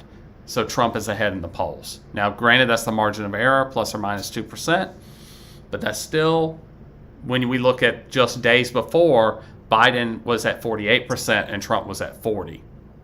Yeah. I just want to comment real quick. This is amazes me. So, like in my situation, this person had plans to take himself out for a long time and was really angry at me and felt entitled to things that he could not have that he felt he deserved. So instead of just taking himself out, he decided to come take someone else out with him. For me, I don't know yet, but that seems like the simplest explanation for me. This person was probably, I'm guessing, this person could have been purely suicidal, disenfranchised, felt alone, felt unseen, and wanted to take himself out in theatrical fashion and achieve the kind of infamy and death that he couldn't get in life. Like, it could be as simple as that. There may be no political motive at all. Who knows? I don't even think that is necessarily a factor in this. It might not be. It might simply be like, wow, I can be through all of the rest of history, the person who tried to assassinate the president, and everybody will know me. Yep. I'm going to take myself out anyway, so, Yeah. Brett, let's, Amber mentioned it a minute ago, but let's talk about the failing of law enforcement. I mean, you know all about that, right? So the Secret Service failed. What are your thoughts? What makes it any different from Uvalde, and what are we going to do about it? You know what I'm saying? That's what doesn't get talked about is, these officers, these people they act like they should be held to such standard, and we're told to treat these people at such a caliber and everything. But when they're just like, yeah, fuck it, how are we supposed to react to that? You know what I'm saying? So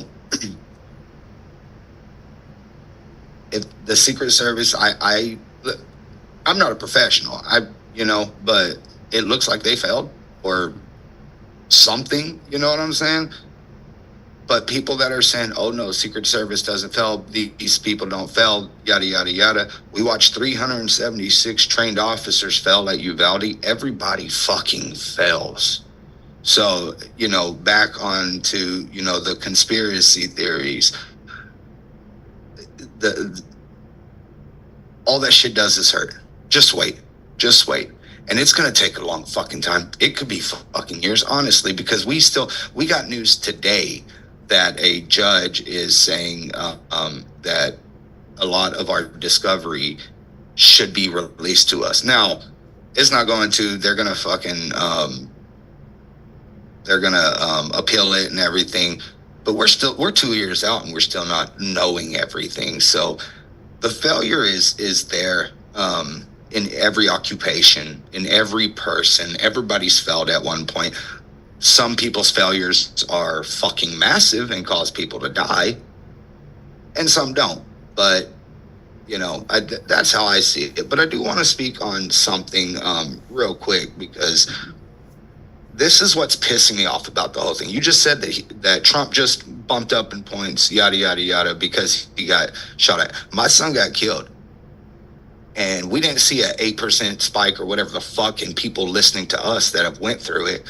Amber hasn't seen an 8% fucking spike in people that are listening to her. Why the fuck does this person, and it's got, the simple answer is, yeah, he's the president, whatever, ex-president, yada, yada, yada and shit. But this is the same man. And this is, like I said, this is the same man that told people in Perry, Iowa to get the fuck over it. This is the same man that, sorry, I'm getting really fucking pissed. But is he going to do the same thing? Is he just going to send thoughts and prayers to that father that died, and from what I've seen, protected his children or his wife and his daughter? So I call is this. He just going to send him I call this Harry Potter syndrome, right? Because like Reagan, he's the boy who lived, right? The president who lived, right? Which shows that he's tough, right? Remember when, you know, and I published on this, you know, we did the study on Trump, and we wrote the papers on him, and like what they constantly praised him for was his strength and masculinity, right? And now suddenly he's been shot, and he's like basically flipping off the world, saying, I'm still here, right? He's the boy who lived. All right, let's do final thoughts. We'll start with Amber, then we'll go to Steve, then Brett, and me. So, Amber? Oh, man. First, I just want to once again extend like my deepest empathy to Brett. I've told you before that even though, you know, what happened to me, I still struggle to understand losing a child. And you're in my thoughts every day, and I'm going to continue fighting despite the amount of hate that I get, people telling me that I'm lying, my story's not real. My dad was a chump because he couldn't get to that guy before he got to me. You know, like, oh, your dad was weak. Why didn't he do this, that, or that? All that crap. Like, it's noise, right? It's noise because we have jobs to do. And I'm going to continue doing the job until I'm not here anymore. For my dad and for Uzi and all those other kids and all the other survivors that I've met and all the other ones that are about to come in the coming days and years. One thing I will say is people really often don't know what to say to survivors or how to respond in an effective way or in a way that's not going to be offensive or say the wrong thing, or they're afraid to bring it up. You probably shouldn't be afraid to bring up somebody's child or father that they're never going to see again, because you're not going to remind us that they're gone. We're aware every single second. And despite all of the different therapies and treatments and self-care that you can do, for me, the thing that has provided the most healing and ability to keep fighting is the kindness of other people. I believe in kindness. I don't mean being nice. I mean giving people what they actually need. I believe kindness could actually heal a lot of parts. But in addition to that, we're not going to stop seeing these things happen just because those of us who've been through it understand kindness and know how to be kind to each other. we have to keep fighting for changes and laws, Yeah. and not just telling people we're very sorry. Thank you, Amber. Thank you so Steve. much, Amber. And hold on, let me just go before Steve so he can get a few more words in, because I just gonna Okay. end it real simple on my end.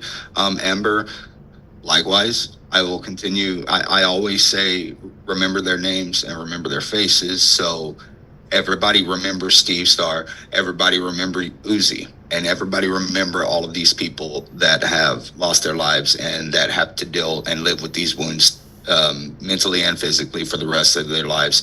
And my last thought, period, is no one deserves to be a victim or survivor of gun violence. And Steve, if you want to take like 3 minutes. Sure. I don't know if there's much else to add. I mean, I have tremendous respect and admiration for Brett and for Amber and for Nikki and for all parents and survivors of this horrible epidemic that is our country. Like I said earlier, I can never understand what you've been through, but I hurt with you, if that means anything. The only conspiracy that I feel like we need to address is the conspiracy to cover up corruption and the inability for people to be transparent and accountable. So again, Amber, Brett, much love. Nikki, much love. I know you're watching somewhere. Ben, thanks for having me. Yeah. So, to just echo what everyone else is saying, we need to say their names. That's the whole point of this radio show, is to say the names of the people that were taken from us, because, as we showed tonight with Steve Starr, he was a wonderful person. He saved people's lives. He was beloved by the community. There are people still reaching out, telling his story. And the fact of the matter is that there shouldn't be a radio show dedicated to victims, because there shouldn't be this epidemic of gun violence that we see in the United States. What is it going to take for our government to stop this, right? We have states that are going to start selling ammunition in vending machines, right? Alabama, Texas, and Oklahoma, right? And I guarantee you Florida will be soon. And instead of fixing this problem, every mass shooting has led to a loosening of laws in the country. Every single one. Following Parkland here in Florida, all we did was pass a law saying, put "In God We Trust" in conspicuous places in classrooms. That was it. And that was sponsored by a Democrat, Kim Daniels. Okay? Like that, Alabama wanted to put the Ten Commandments up following Parkland, right? Louisiana just did that, putting it in every classroom. So rather than actually addressing the actual problems, we instead just kind of scapegoat it and move past it. If you want to talk about conspiracy theories that I believe in, I believe that the reason we turn to mental illness is because we don't want to fund mental illness research. And as long as there's a boogeyman that is causing gun violence and we never pay to actually research that to disprove it, then we never address the real issue of gun violence, right? Which are the access to guns, right? We don't have to address those things, because if I can say, oh, it's mental illness, right? In Texas, for instance, Abbott, blamed mental illness for all the shootings that he's had. He's had shootings almost every year he's been governor. And he, at the same time, he cut $3 million in mental health funding. And because of that, right, they're not getting funded. But he can say on the air, oh, yeah, we need to fund mental health research. But his constituents aren't going to see that he's cutting it, right? Then Reagan did the same thing. He cut national mental health funding federally when he became president, and blamed mental illness, right? For what happened to him and to James Brady. So we really need to get better. But we are out of time, so I'm just going to say, one day, hopefully there will be no stories to tell. But until that time, we'll see you next week. Be kind to each other. Love each other.